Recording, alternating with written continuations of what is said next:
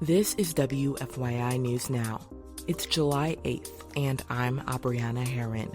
On today's show, faith leaders hold a funeral service for those they say are marked for death by the federal tax and spending cut bill. Governor Mike Braun says agencies have improved coordination to better enforce Indiana's anti-abortion laws and regulations. And an advocacy group is working to increase child care access in Indiana. We know that the earlier a child receives services that they may need, the more likely they are to, be able to perform in school, to be prepared for what's ahead in school. Those stories coming up.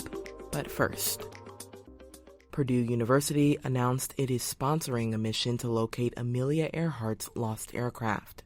The Purdue Research Fund and the Archaeological Legacy Institute will join forces in November to travel to Nikumaroro, a small island in the Pacific where researchers believe Earhart was marooned after her disappearance in 1937. While previous expeditions to the island came up empty, newly unearthed satellite imagery identified an object in the lagoon believed to be the remains of Earhart's plane. Earhart was a visiting faculty member at Purdue at the time of her disappearance, and the university funded her mission to be the first woman to fly around the world. Faith leaders held a funeral service Thursday for those they say are marked for death by the federal tax and spending cut bill. The service was meant to stand for the hundreds of thousands of Hoosiers who will lose access to health care and food benefits because of the measure. Joel Rickenbaugh is a minister at Trinity Church in Indianapolis. He's part of Live Free Indiana, which organized the protest. We grieve for those who will die simply because poverty was thrust upon them in the richest nation on earth. And we rage because it didn't have to be this way. Faith leaders gathered outside U.S. Senator Todd Young's Indianapolis office. They chastised Young and other Republicans who voted for the bill. And some clergy, like Pastor Sarah Lund from Indianapolis, prayed over an empty casket. Oh God, you call us all to care for the poor, the elderly, and the disabled.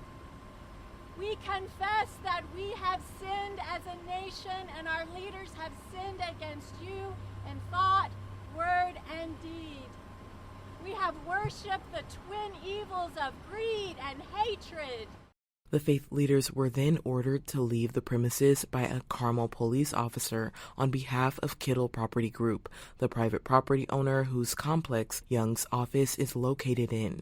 Live Free Indiana organizer Josh Riddick says they had an appointment with Young's office, but they were denied entry into the building.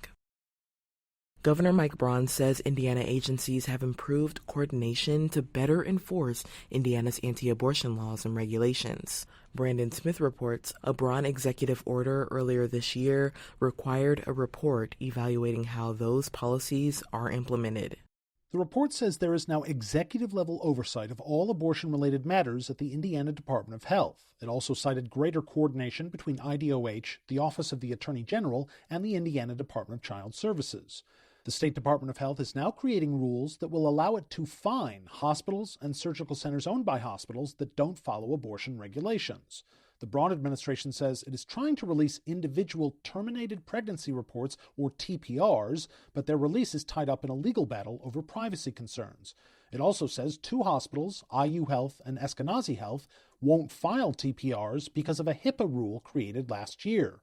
That rule was recently struck down in a federal court. Its fate is uncertain. IU Health and Eskenazi did not respond to requests for comment. I'm Brandon Smith at the State House. And for our final story today, lack of affordable and accessible childcare affects thousands of Hoosier families. And according to the Indiana Chamber of Commerce, childcare issues cost the state more than $1 billion in tax revenue each year. Tamoria Cunningham reports how one advocacy group is working to increase child care access. Hoosier Milestones is a statewide alliance of early childhood organizations that advocate for increased access to more affordable childcare and education. This year, the alliance plans to host a series of education events with lawmakers that will take them on visits to childcare programs in their districts. Mary Jane Eisenhower directs First Things First Porter County, an early childhood advocacy group. Eisenhower says early learning is critical for a child's development, and it's important for policymakers to understand that. We know that the earlier a child receives services that they may need, the more likely they are to, be able to perform in school, to be prepared for what's ahead in school. The Indiana Chamber estimates that the state is missing out on more than $4 billion in economic activity each year due to the lack of affordable and accessible childcare. I'm Tamoria Cunningham. That's all for today's episode of WFYI News Now.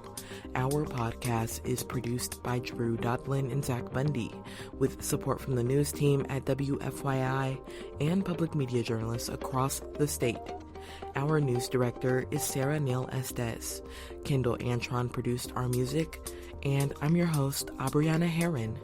If you like today's episode, remember to subscribe and share, and follow WFYI on Instagram, TikTok, Facebook, and YouTube to check in on our newsroom throughout the day. Thanks for listening. We'll be back tomorrow.